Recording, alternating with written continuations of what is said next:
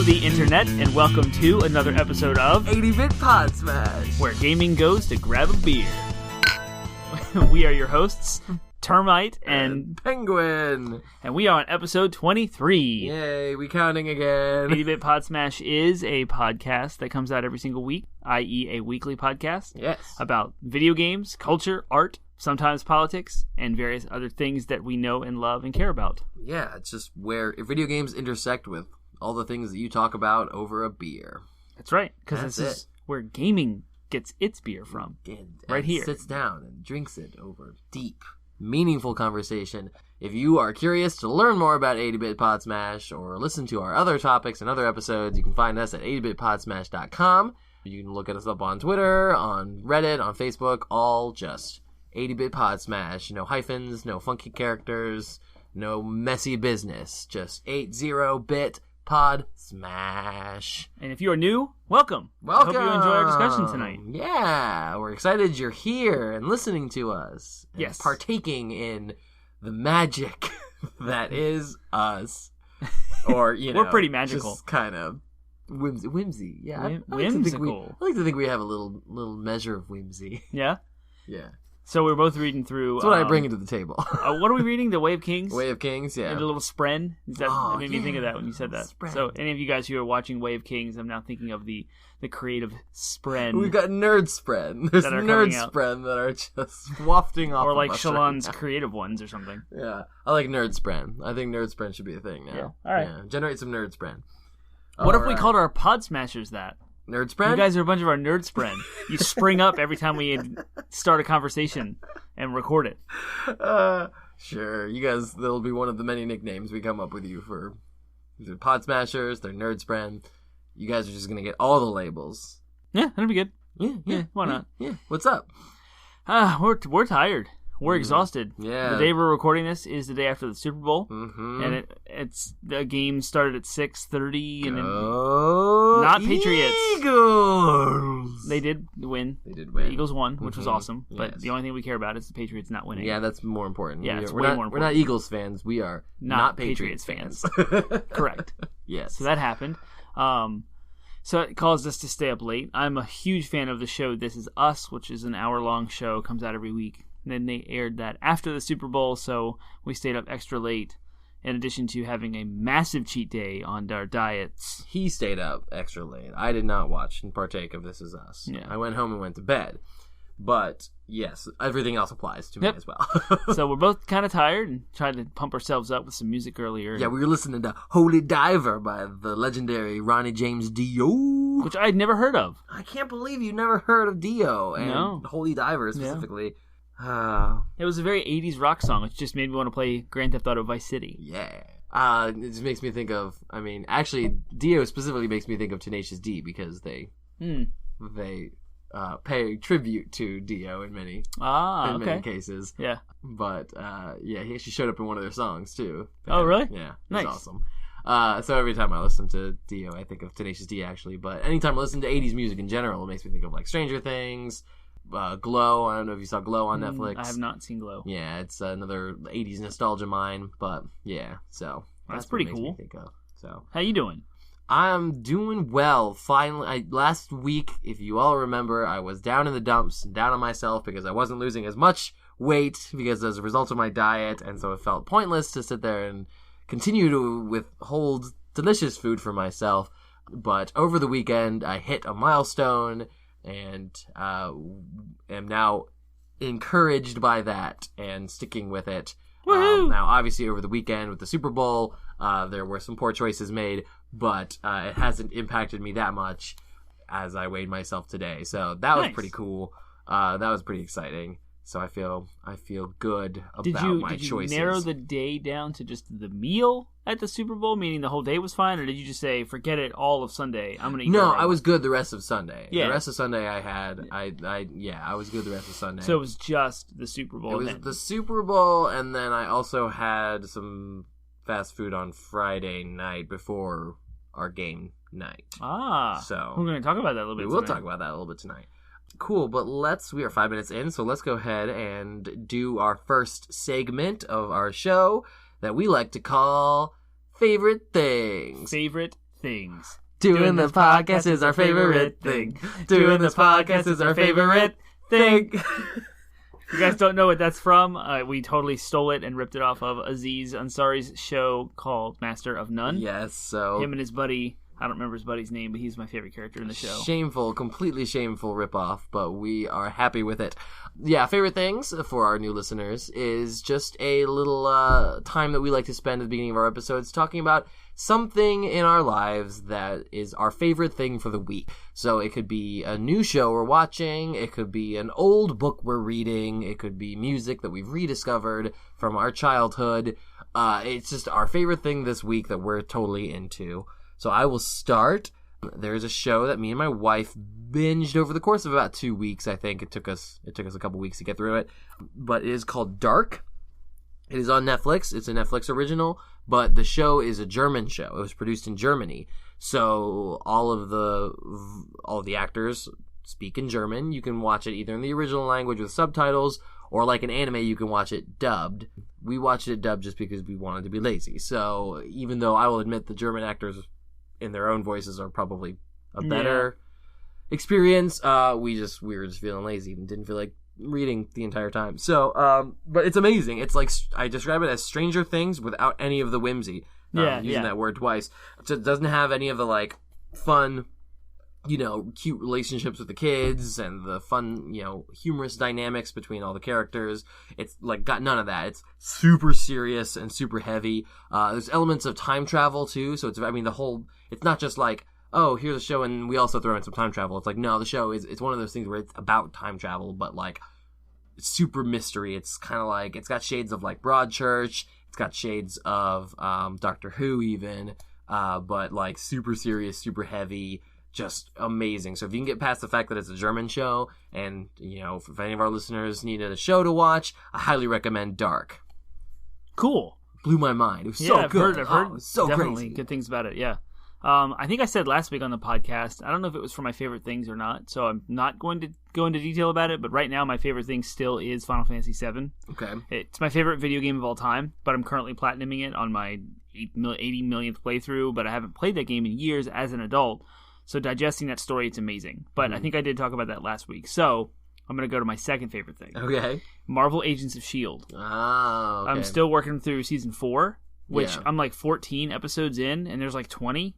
Which one was Season 4? Okay, it starts off with Ghost Rider, and then that whole thing closes off, and then it starts up this whole other thing against Radcliffe, the doctor who like makes the robots. Yeah. And then okay, so I did see that season. Then that's like kind of done, but now there's this Russian guy who like has this vendetta against Coulson that comes after the team, who's working with Radcliffe. So I feel like it's the third major story arc in one season. So I feel like it's like Season 7. But it's not. It's just Season 4. Yeah. And I watched a really good episode today. I watched it at the gym. And because it's been so cold, I've been running on the treadmill a lot lately. Yeah. And so I've been like binge watching, so to speak, Marvel Agents of S.H.I.E.L.D. Nice. It's actually the opposite of binge watching. I watch it very slowly because I only watch it at the gym. Gotcha. Yeah. I don't watch it at home because if I have time to spend at home by myself or to do whatever I want, it's going to be playing a video game, not watching a show. That's why it's been taking me so long to get through Way of Kings because reading takes like the third back burner. No, I'm with you on that one. The reading is still hard for me too. Even though I'm into the book, like I'm invested in the characters, I want to see where it goes. But unlike I listen to audiobooks, that's how I consume. That's the other way I consume novels, and I have so much time to and from work every morning that's easy peasy. I've been plowing my way through the other book series. I'm listening to the one book series and I'm reading another. The book series and you're watching TV shows and playing video games. It's just a lot of story. Yeah, a lot of stories. For the first time in a long time, I actually feel overwhelmed by story because I'm playing one game and then I'm watching two shows, one with Alex, one by myself, and then I'm reading a book. And then I want to keep track of all the stories and try to remember the characters. I have to be very intentional and very deliberate to remember things. Otherwise, it's gone. I don't have that like personality type that just remembers. Yeah, that's never been a problem with me. I can always pick up a story where I left off, and not to mention like movies that get thrown in the mix. Yeah, stories have always been. I mean, I went to school for theater, and I was reading plays for class material, and I was in plays, and I had to go see plays, and all of my entertainment time was spent doing video games or watching TV shows. So I have been inundated in stories for years now. Yeah. And stories are my life. There's no going back. It's just a part of my life. If I'm not consuming some story in some way, shape, or form, then I'm. Are you dry? I don't know. It makes me a little sad. I get a little sad. Empty. Yeah. So maybe it's a personality flaw, but I don't think so. I think everybody loves stories. I don't think you can be too addicted to stories. I don't know.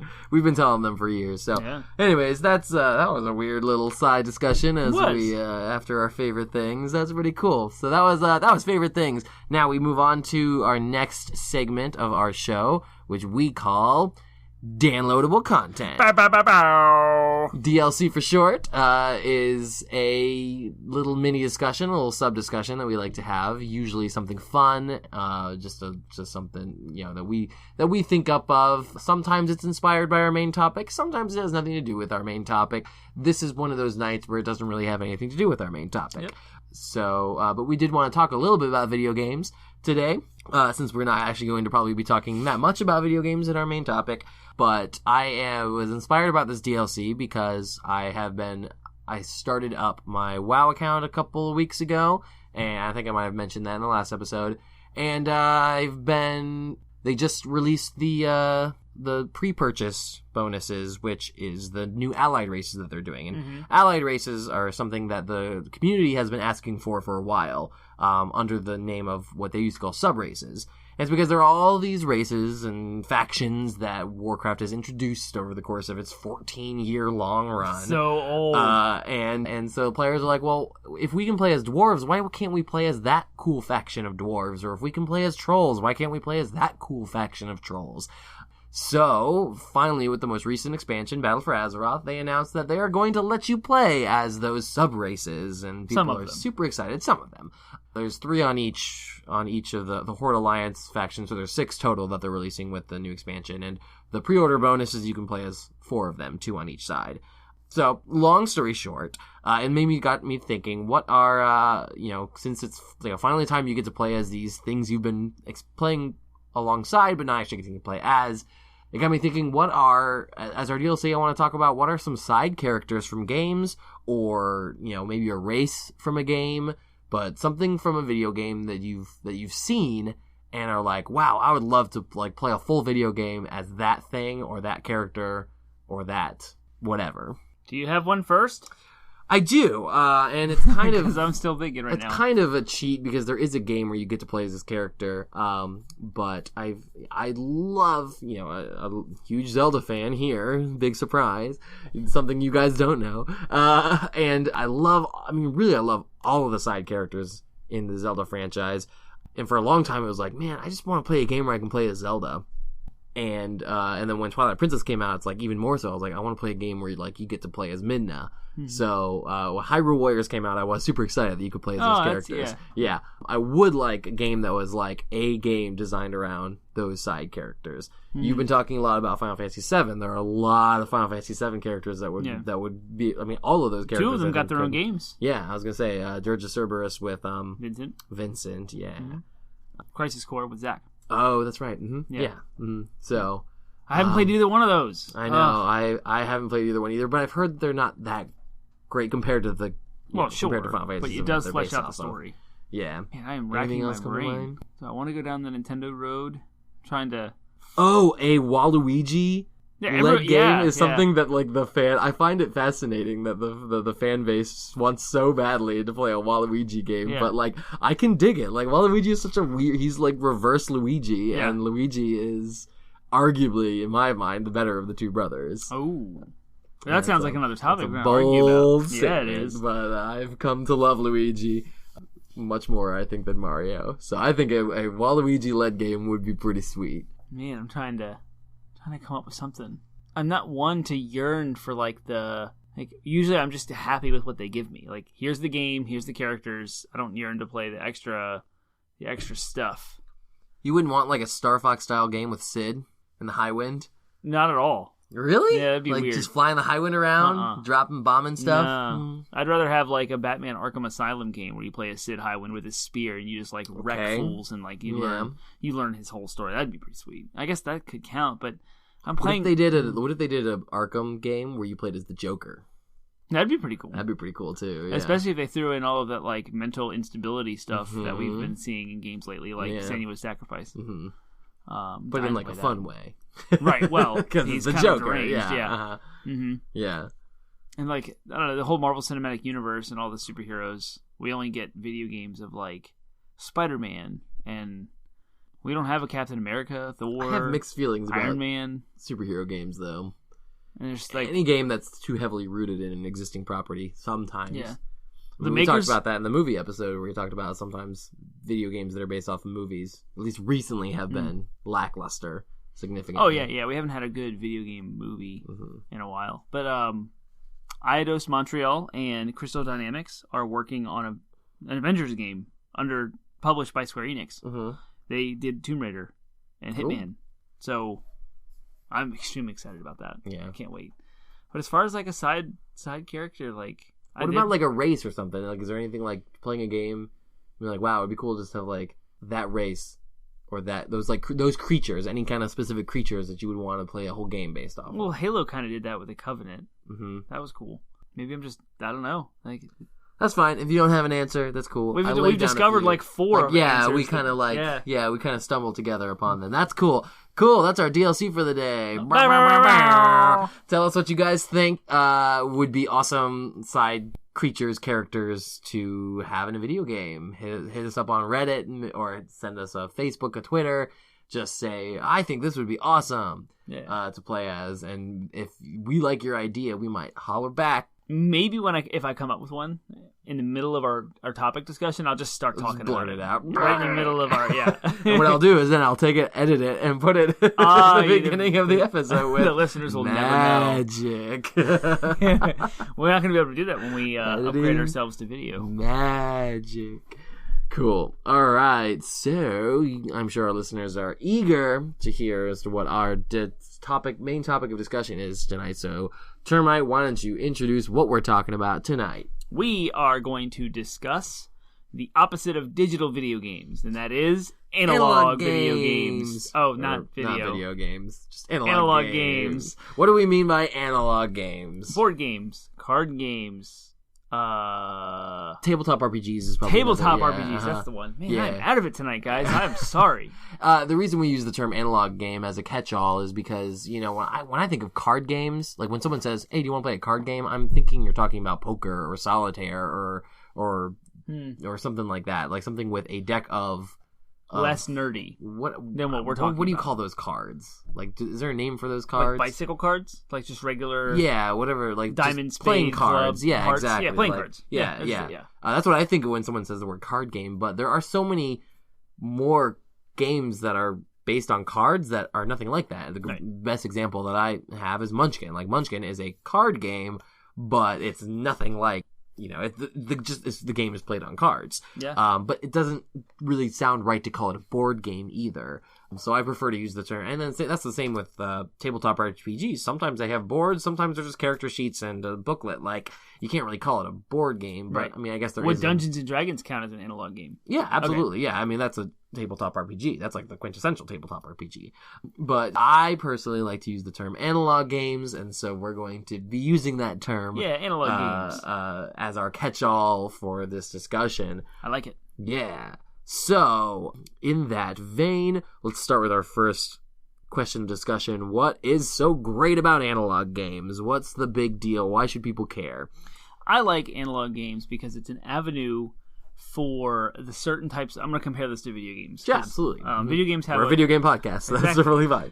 Video games have like a way of telling a story with characters that you care about and fleshing out that lore of the world and the characters' backstories and who they are. At least good video games do that well. Analog games provide a range of different types of depth of lore and storytelling. So like Munchkin's not really story heavy at all, but it's hilarious. And it's a card game where friends can get together. It's kind of like the story of the game is like how the game progresses between people. So like the story that you tell later is like, oh, and then what he did. Can you believe what he did? What he pulled out of his hand at the last minute there. So it's almost like you're creating a story together. Yeah. So-and-so was picking on me the whole time and I stuck it to him. Yeah, exactly. Right. And then you have like the super, super deep lore Dungeons & Dragons or like Warhammer or like tabletop RPGs that are just completely rich with everything. So you have the full gamut. The whole thing is a story, yeah. Mm-hmm. Yeah, of storytelling in that medium. And you're still kind of consuming it in an interactive way, like video games. Yeah, so absolutely. It's not like watching a show or something. But what's interesting about analog games is the board games of our youth were really, in comparison, quite simplistic and Candyland, kind of boring. Shoots and Ladders. I always thought board games were boring. I used to call them bored games, like, chess. I'm bored playing board games. Yeah, checkers. Yeah, they're all the games you're listing, just super simplistic. Captured my interest not at all, even as a kid. Sometime in the early 2000s, maybe the late 90s, I don't know when it happened, but board games grew up is the only way I can use to describe it. Board games, by the time I was in my adulthood, early college years, I suddenly discovered through some friends that board games became analog games, that there were all these different styles of these analog games that were suddenly very interesting to my sensibilities. They had layers of complexity. They had interesting mechanics and play styles. They had a depth of strategy and intricacy that I had only found thus far in video games. So I became a huge board game or analog game fan after that. And the first game to introduce me to that was, I mentioned it before, is Munchkin. Munchkin, for those of you who don't know, is it's a card game that is meant to I describe it as both emulate and kind of parody Dungeons and Dragons. So the whole point of the game is you have to get to level 10. You are with your party as the other people you're playing against, but you're playing against them, and the first one to level 10 wins. You level up by killing monsters, and then you also get treasure to make it easier for you to kill monsters.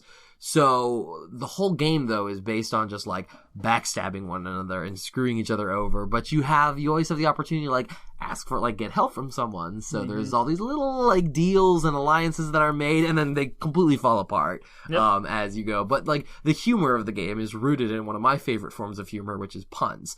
It's a very punny game. You'll have things like the broadsword, which is usable by females only, or its male equivalent is the gentleman's club, and it's and the artwork is always adorably cute. It's these little dudes, and they've got giant weapons, and it's just a really fun game. Just great humor. There's a in one of the versions of Munchkin, there's a helmet called the High Five, and it's the artwork has a picture of a dude with a hand on his head, and what the card does is it gives you an extra hand. You can hold a weapon in the hand that's on your head. So that's the kind of hilarious humor that you find in Munchkin. So I find it both it makes me laugh, and it's also I call it a friendship destroyer. It is as frustrating to friendships in a fun way as any good couch co-op fighting game or whatever. So that's what got me to care about. And then from there, I began to discover there's crazy amounts of games, many of which we will talk about over the course of this podcast. But they really became something more than just Candyland, move to this space and roll a die, or Monopoly, tedious money-changing simulators. I love Monopoly. It's so fun. I hate Monopoly. I've always hated Monopoly. It's not just because I'm not good at it, but so I found that analog games really they grew up with me. And I didn't even know it. I don't know when it happened. I don't know if it has anything to do with the onset of Dungeons and Dragons, but it came out in 1974, which was 12 years before I was born or something. I can't do math, but so by the time I was born, the only game, if you walk into a Walmart or Toys R Us and buy, board games on the shelves, they were your Candylands, Shoots and Ladders and such, and it was in the kids section, the younger kids section. I don't know when it became prevalent for Settlers of Catan, and Dominion and Munchkin and various kind of They're kind of between. They're a middle ground. Yeah, they're a middle ground between. Because you're right. When we were kids, the only extremes were Mousetrap or. But we're also highlighting childish games. Adult games in that vein are Clue, Scrabble, exactly. Scrabble, Categories, Clue, Monopoly, those were the adult kind of games. And it was that, but then on the other end of the extreme, the only nerdy games were super nerdy games, Dungeons and Dragons. Yeah, these tabletop RPGs that are just you're doing it feels like you're doing high level calculus and rolling just 80 sided dot, just ridiculous levels of complexity. where so it's like there was nothing in between, and that's why I mean it grew up, is like they found a good middle ground where it's like you can now kind of pick a game that caters to the levels of complexity you want. So like so, and that allows some flexibility and personality too. So when we get together with our group of friends and play an analog game, like sometimes we're like, okay, well, this person's with us and we know they don't like this level of complexity, so we'll find something that's a little bit less complex but still fun and engaging for those of us who like some sense of is that where games like, was it Codenames and Coup, Werewolf? I think of even games like Werewolf, like One Night Ultimate Werewolf, like stuff like that, where it's you're not sitting there, stacking gear points like you are in Munchkin and bickering over the rules and quibbling over specific words. Like you're not doing any of that, but there's still strategy. There's still some like layers of like, oh, I've got to think ahead. So yeah, and then also with the sort of sense of fun, lighthearted fun that many of these analog games bring to the table. A sort of sub question with this question is, we've talked about why people in general should care about analog games, but why specifically do you think that video gamers should maybe consider, like, why would you, what argument would you make to a video gamer who's just like, I don't care about board games? Like, what would you say? Well, maybe you should consider it. Yeah, what arguments I touched on it earlier about the storytelling and the interactivity of it. Yeah. But there's a lot of overlap at the fundamental level. So like, if you boil video games down to what you are doing as a player, you're thinking ahead, you're strategizing, maybe you're building a character, you're establishing interest in a world. Like, all of those root things are happening in certain analog games. But you have friends with you. So it's like the couch co-op experience. If you like things like World of Warcraft or Diablo or even GoldenEye, playing a first-person shooter, I would equate GoldenEye to like Munchkin. Like, you're super competitive against each other. It can be fast-paced, and it can be very reactionary, and just because you're doing well the whole way through doesn't mean you're going to win at the end, right? So there's a lot of things that you can cater to. The competitive spirit, the storytelling, lore, kind of like awesome spirit, and then you have like the character building that's kind of tied in there, and then you have the couch co-op where you work together. And I think we've only played one game where we're actually working together. And what's that called? The Elder Tour? Yeah. And I love that game. It's really, really cool. I have played several games like that, but I don't know if I've played a lot of those with you. Yeah. Like work together against the game. Against the game itself, that's cool. So like I would suggest to a gamer who might not express interest in board analog games that those kinds of things exist, and they're just as fun as video games because they tap into that same thing that you like about games. Yeah, the sort of expertise of like a specific... It's that, I think what gamers, or at least maybe not all gamers, but a lot of gamers really enjoy like the triumph of intellect that video games provide. And analog games can provide that same sort of like, you win because your knowledge of the game. Like, you win because you know the game well enough, and therefore, it's intellect against intellect at that point, or intellect against the complications of the game itself if you're playing a I want to highlight Kevin Benedict, a friend of the show. He was going to do our beer pairing for us. He actually did the beer pairing behind the scenes for us, so he helped us out with that. He plays a lot of analog games, and he always compares me, because I'm his gamer friend, to his other friends who just like analog games that don't play video games, and he always highlights how much faster that I recognize the rules and establish like understanding of systems in games, and like it just makes sense, it just clicks, and like how much faster I can adapt and learn, and he always contrasts me to his other friends. It's like, you're learning so much faster and you're doing so much better because it has to be because of gaming, because of video games. Yeah, because you're already used to the fundamental mechanics. I would say the other big thing that I would like implore to people who may be video gamers but not consider themselves or not have any interest or in analog games, I guess number one is like, it's okay. Like, we're not trying to sit here and say you have to get in analog games. Yeah, we're just sharing something an argument. You like. But I would say that video gamers are often criticized. There's you're not really interacting. We're criticized as not really interacting with something tangible. And us, Penguin and Termite. We're not going to sit here and say that like we fully believe that argument. Right. But there is some merit. There is some weight to there is some weight to that criticism. There's some nugget of truth in there that's like, we can get very detached from reality when playing games. The nice thing that analog games provide is it both triggers the same experience and same emotions I get when playing a video game, but I'm actually interacting with something tangible. I'm putting my hands around it. I'm meeting I'm making eye contact with people. I'm reading them in a social way that you like. You could, in couch co-op games, you can all be sitting there, but you're all staring at the screen. Whereas there's a human level of interaction, social interaction that you get these analog games that, like, the only other way you can have that experience is through another form of social interaction, right. Like a physical. And then you get into, like, reading presence. People. Are they bluffing? Are they telling the truth? Are they on my side? Yeah, exactly. And you get into those kind of intricacies that you would lose completely online. Yeah, so it's it's a social experience that is made more comfortable by the gamification of it. But you get, it opens up a whole new level of, like, social. It's a level of sociality that we don't always get as gamers. And I think there's value in that. And again, we're not sitting here saying, like, get lives, nerds.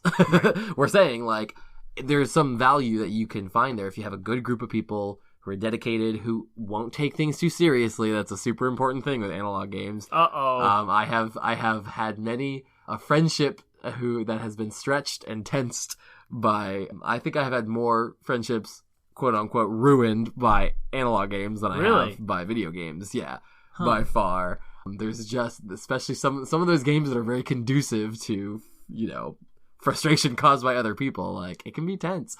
So, but I think it's still valuable. I think it's still worth it. Like, but that's why I recommend, like, people you trust, people who you can trust to, like, not take it too seriously. That's really important. So, awesome.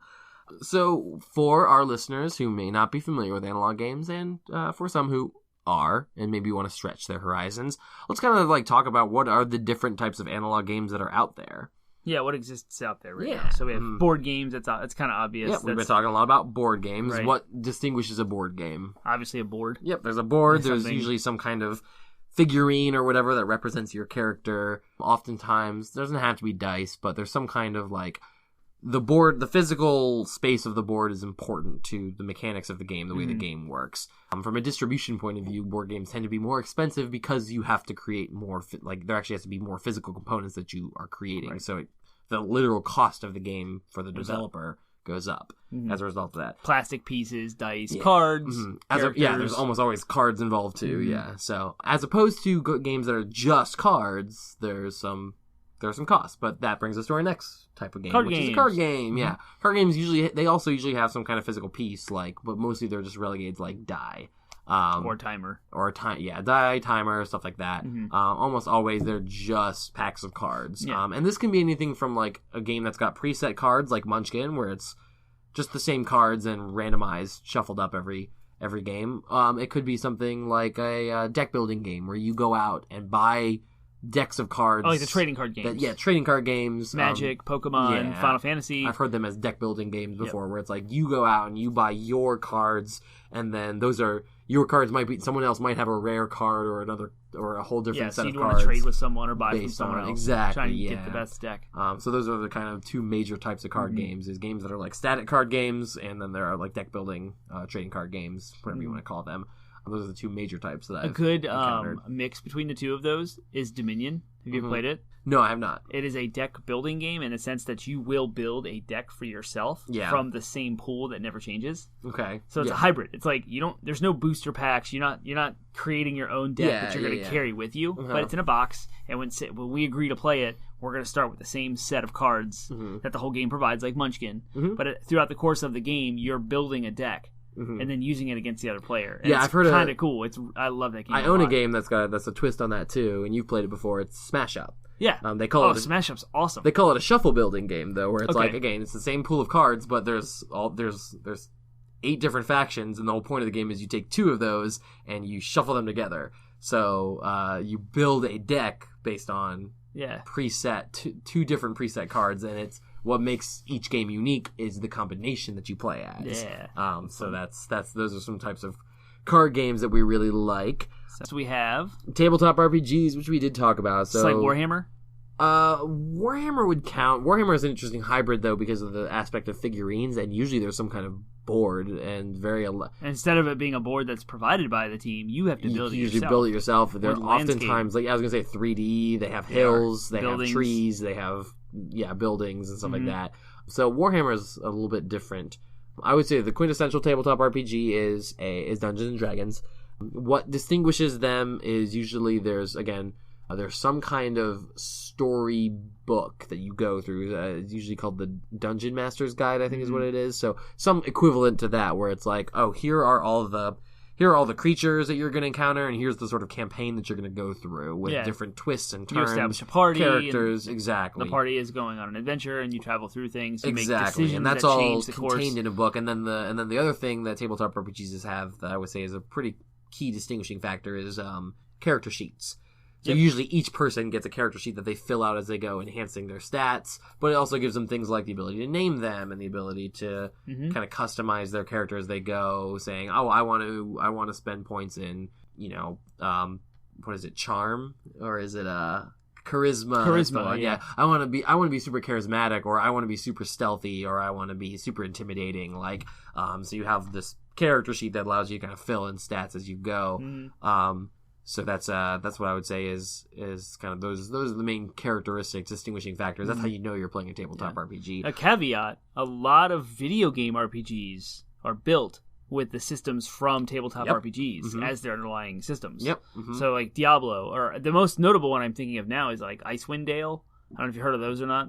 Yeah. They actually made a video game version of Dungeons and Dragons, and then they continued on the stories. And so now, like, a most modern example of that would be like Divinity: Original Sin 2. I was gonna say that's the one that I'm actually interested in. I want to play it so bad. It's a video game that is basically like heavily rooted in a D&D. So they're foundational to modern video games. Absolutely, a lot, Tabletop RPGs are the roots, and people are still playing them, which goes to show. Yeah. Like people my age who I'm like. Again, when I never played D&D. That was like that was a level of nerddom. The tabletop RPGs were a level of nerddom that I never achieved. if you want to put it in those terms. Nevertheless, that gave me the ability to make fun of people who did. I guess is the upside of that. So I got to be like, D&D nerds are the worst. But now I'm an adult, and I like have other adults that are like, oh yeah, we play D&D, and I'm like, but I respect you and I like you. Maybe there's something there. So I super now as a grown up adult who does not want to make fun of people I like, I'm like, oh, I kind of want to do that thing that I used to scoff at and belittle. Cool. So that's tabletops. Ooh, what about live action role playing, LARPing? Oh, wasn't that kind of derived from tabletop RPGs too? Yeah, that was derived. That was tabletop RPG people realizing that they should probably get some exercise. No, I mean they would develop costumes and weapons. They would. They'd really get into it. But were they still playing D&D, or is this essentially something different? It was a little bit. It was rooted in D&D. You wouldn't sit down there and roll though. Like again, the efficacy of any given attack was based on like legitimately where did you hit them. So if you thwacked them in the head with your foam sword, like that was more damage than just whacking them in the arm. Or Would there still a game master with like books and stuff? I think there would be someone there to kind of make sure things were fair. But is it just fighting, or is there more to it than that? There is probably more to it than that, but it's basically just fighting. I don't know anything about it. It's basically thwacking each other with a bunch of swords, but it was absolutely rooted and founded in D&D mechanics. And so that is a thing. So the next. Let's skip over this middle one and use it as the last one. Okay. I would say I would describe these games as social deduction games. They can be either What's that? They can either be card games or board games, but those are your like Werewolf or Coup, Avalon. A social deduction game, what I would describe as like what is foundational to a social deduction game, because a social deduction game can be played without anything at all. Like the example that I have is Mafia. Oh yeah. It's a game. It's often a game that's often played in just groups of people where it's like, oh, let's get together. It's like an icebreaker. Yeah, exactly. What is foundational to those games? What is characteristic? What makes a social deduction game is like it's a bunch of people who are you're trying to figure out who is what. Like they're all given a role of some kind. Everyone's given a role of some kind, and you're trying to figure out who is what. So it involves a lot of lying. It involves a lot of like, piecing together based on social cues. Yep. Who everyone is. I would lump in like murder mystery games. Yeah. That too. So like that's more of like let's have everybody over for a murder mystery night. It's where things like imply other things. There's like a lot of logic rules. Yeah, there are. Yeah, exactly. There are logic rules and strategy, but the strategy is almost always rooted in how well you can mislead everybody else. Right. Oftentimes you're a good you're a good person, or you're on the main people's team, but you're lying in order to try to like draw lies out from other people. So again, the whole like style of game is rooted in like being able to figure out. I'm horrible at those. You've had a couple good plays. Yeah. Mostly you're horrible at them because no one believes you. Right. Like I have no credibility. In our group of friends, they just sort of immediately assume that you're lying. Yeah. But I think the same is true for me too, so I can't really claim being great. Social deduction games are pretty fun. I'd say just a general strategy game is probably a genre of Risk? analog games. Yeah, Risk would be the kind of OG strategy game. Settlers of Catan? Stakejo, Settlers of Catan. Yeah, strategy games just involve, again, a lot of high-level strategy, but they can also be card games, board games. Munchkin, I would say, is a strategy game. Like, most of the games that we talk about and will talk about are strategy games in one way, shape, or form. But it's worth just mentioning, like, RTSs, real-time strategy games. Oh, yeah. Kind of are... StarCraft. Yeah, they are all... Warcraft 3. They all are heavily inspired, I think, by a lot of their analog Age of counterparts. Empires, Civilization. Yeah, they're all inspired by their analog counterparts. And then, I would say that a category is co-op games. Yeah, like and those are and again, they can be strategy games, they can be board games, they can be tabletop RPGs, they can be card games. But they're all, like, I would say Pandemic is probably the big popular one right now. Yeah. It's you're cooperatively working together. What distinguishes it from other games is you are working together. You're all working against the board. So the game is designed with mechanics in mind that are meant to be obstacles to the player. It is PvE, player versus environment, the game, if you want to put it in MMO terms. Yeah, so the last category, the one that we skipped over that I want to talk about, is something that's very new in the world of analog games. It's the next kind of generation, the next iteration. It's the next graduation, if you want to say, of analog games. And I think the movement is fascinating for those who are familiar with it. And the name that is chosen for itself is legacy games. Yeah. So these are board games or card games. They are analog games that they're a new breed of them, if you will. So if you ever hear the term legacy game in the context of a board game, this is what we mean. A legacy game is a game that's meant to be played multiple times in a row, where the shape of the game changes with each playthrough. Like, literally the game is there are irreparable changes. So what I mean by that is you will do things such as take permanent marker and mark up the board. Or rip up a card. Take a card and rip it in half. Mm-hmm. I will say, though, legacy games you boil it down to you sit down and have a session. Well, that play session is based on what happened the last time. Yeah, it's and one of many. It will affect your next. Yep, exactly. And it's not going to be the same thing twice ever. Mm-hmm. So it's kind of like TV shows in the sense that each game builds on another. So it's like an episode. Where non-legacy games up to this point, they're all standalone things. Yeah, you start from the same spot. You start, you end, and then clear victor. You go start home. over. Yeah, you go home, and then next time you play it, you start over. And you play the same kind of thing. And you have everything, all the resources, everything is there available to you, that was before. Mm-hmm.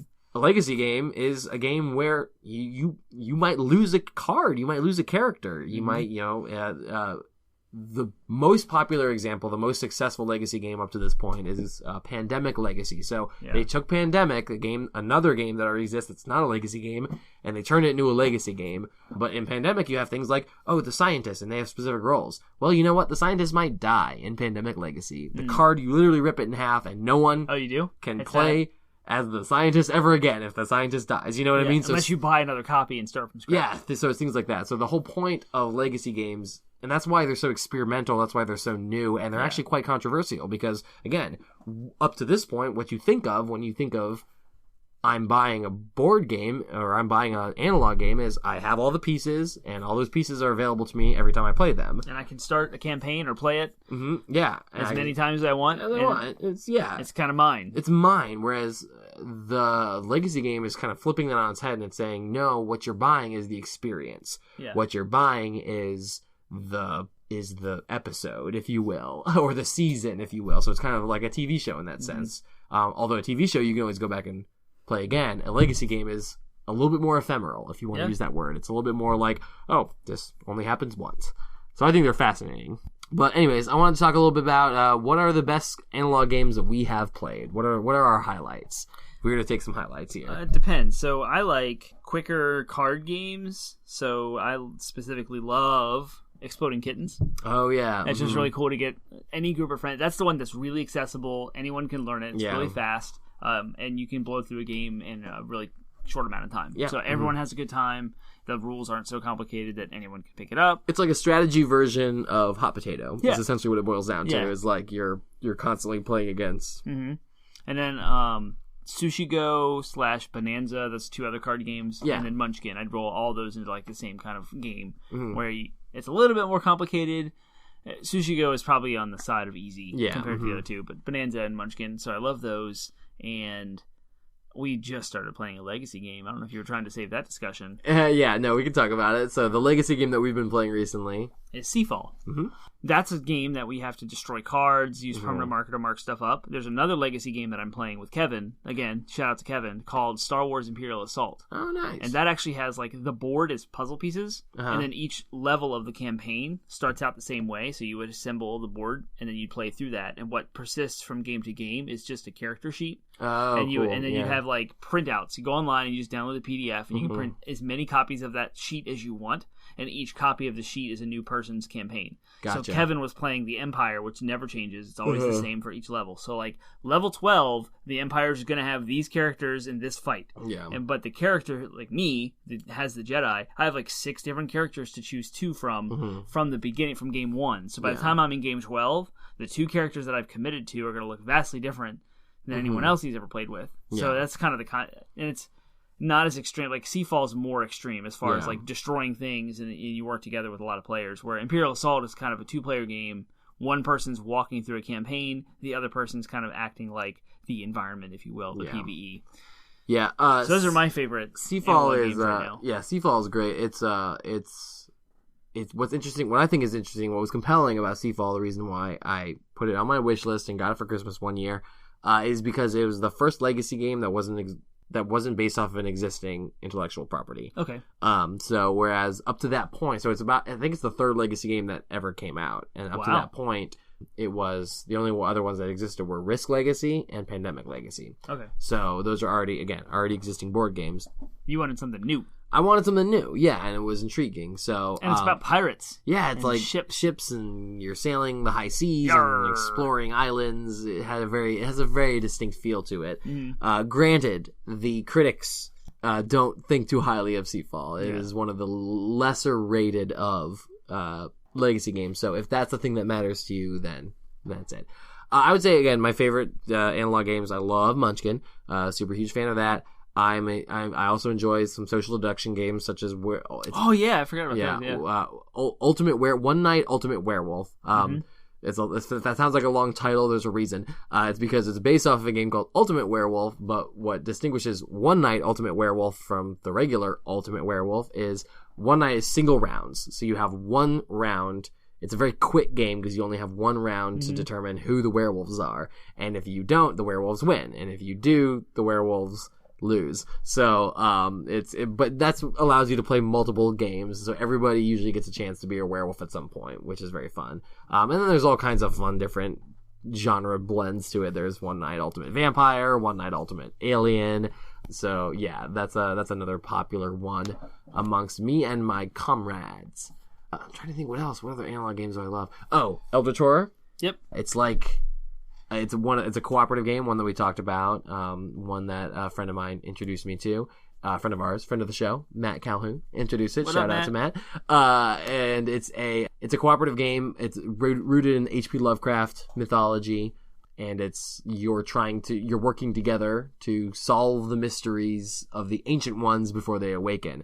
If that sounds nerdy, it's super nerdy, and it's meant to be. It's really awesome. Fun. Very complicated game, has lots of rules, lots of things you have to pay attention to, lots of like cause and effect. This affects this, affects this, affects this. But it's nice because it's unlike many other games that we play, it's cooperative. You have to all discuss your strategy together. Like each turn, it's like, what should I do? Should I do this? Oh, I think you should go there. You should do this. So that's another good one. I would say those are the highlights. If I were to only recommend 3 games, it would be Werewolf, Munchkin, and Eldritch Horror. Sweet. Yeah. All right, so now we're going to switch our discussion to our final question for the evening, and that is, in what ways are analog games more fun than video games? And vice versa. Yeah. Are analog games more fun than video games? I think in ways. We talked a little bit about it earlier. I think there's a lot of social aspects of analog games that you can't get in video games. No matter how intricate your multiplayer experience is in a video game, there's just something about being in a room with people that you have to look in the eye and lie to, in the case of some games, or you have to try to, manipulate one way or another, whether that's manipulate for your own good, or in co-op games, even like you have to kind of convince them to do something the way, I think there's a lot of that going for it. I do like the pace of a lot of analog games. Mm-hmm. Most analog games encourage you to take your time and think through things, which is video games tend to test reaction time. Right. Can I shoot you before you shoot me? Mm-hmm. Can I, cast this series of spells before you cast your series of spells, or before the monsters do? Can I dodge the monsters' attack? So most video games have some aspect of reaction time to them. So whereas most analog games, again, there are exceptions in both cases, but most analog games really require you to think through every move and anticipate actions. So it's a whole different set of skills. It's a whole different set of muscles, if you will, that you're flexing in each experience. So I would say that, yeah, each type of game has the different types of games, each one has their strengths and their weaknesses, but that's what makes the experience. That's why I like both. That's why I dig both, is because they're so different.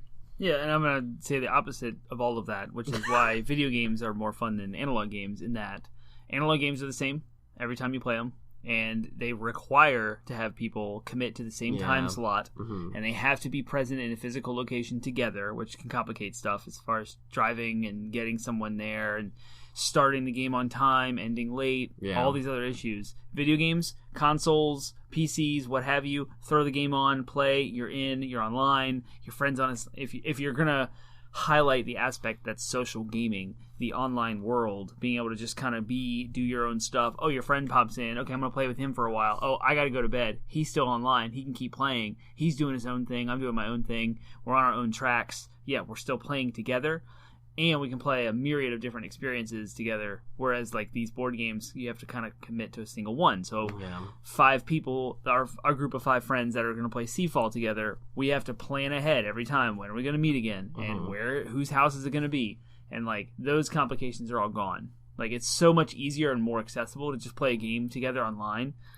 That said, I find in my as I get older, I just don't get that experience anymore. Not that I don't understand it. What I don't get, I literally don't receive that experience. I feel like we have to do as much planning ahead if we're going to play Borderlands together. That's true. Or back when we were playing Destiny, when we played Destiny together. Right. Gone are the days where you you just pop on after class. Oh, hey, cool, you're online. My dudes are do online. Some Let's stuff. play. Exactly. As an adult, we're still planning ahead. So I find that what more often happens when I have game time and when you have game time, it's we're going to accomplish our own thing. We're going to do our own things. You're going to play whatever game you play. I'm going to play whatever game I play. If we happen to be playing the same game, we're just going to do our own thing, even in that same game. Unless we commit to each other. Unless we actually, again, so I don't find the experience that you're describing happening very often anymore.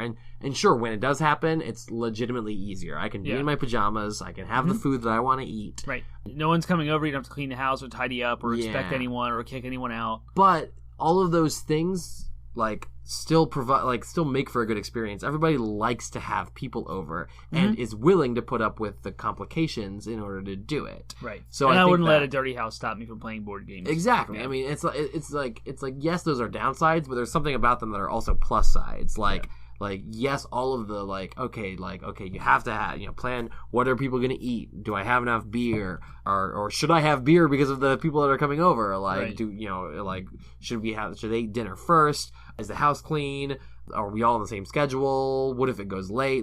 Those are complications, yes, but they're obviously we wouldn't do them if there wasn't something that was worth it. It makes the hassle all worth it, and it's something that you just cannot get in a video game unless it's, again, there are, I would say, with some exceptions, there's always when Smash Bros comes out, we're all gonna come over and play Smash Bros at your house. When Borderlands 3 comes out, we'll probably LAN party somehow. That kind of thing's still gonna happen. So those things still happen. You can still have that experience to some degree with video games, but board games, I think, again, at least you're usually making eye contact in some kind of social way, as opposed to just all staring at screens together. Yeah. So. One more argument. Go ahead. You can't play analog games by yourself unless it's solitaire. Yep, that's true. Video games, you can go all day. There are some games that have some of those strategy co-op games, like Elder Tour has rules for playing a solo game. Are you serious? Yeah. Oh, that's funny. Yeah, a lot of games do. You'd be surprised the amount of games that actually have solo rules. Huh. Would I ever do that? No. Yeah, No, exactly. I would never. But would you play a video game by yourself? Yeah, absolutely. Yeah, exactly. Video games are designed for me to play by myself, so cool. So there's that. All right, y'all. If we missed some analog games that are your favorites, let us know. If there's a game you want to hear us talk about in more detail, holler us up. If that's there's a game not you think a phrase that anyone says anymore ever. Holler us up. Yeah, we'd be happy to talk about games we played. If there's a game you think we should play, let us know. Like if Suggestions? if we can get our hands on it, we will play it. We love getting together and playing analog games. So if there's something out there that you're like, you guys should totally check this game out based on what you described that you like. We think you'd like this. Let us know. It would be totally awesome. So we can take a deep dive into any specific game you guys want to hear about. We can review it, talk about it, discuss the intricacies of it. There's myriad of opportunity and possibilities with analog and video games. Yeah. All right. Well, you know where to find us. We're on Reddit at 80-bit Podsmash. We are on Twitter at 80-bit Podsmash. We are on Facebook at 80-bit Podsmash. You can find us at our website 80bitpodsmash.com where we have all of our episodes up. You can we have on there links to our Apple iTunes feed, our Google Play feed. So please check out our other episodes. If this is the first one you're listening to, check out other ones where we talk about other cool stuff. And the best way that you can help propagate our brand is by talking about us on iTunes. Give us a review. Yep. That's still the main platform. That's how we percolate to the top. So that's what we want you. If you liked anything we talked about, then please give us a review on iTunes. And please join the discussion. We're on Reddit. That's where we mostly end up talking about stuff with people. So yeah. Holler us up. Holler us up. That is a good t-shirt. I like it. In the same text, it's like the Smash Bros. Such and such as join the fight, like that font. Holler us up. All right, y'all. We will talk to you next week.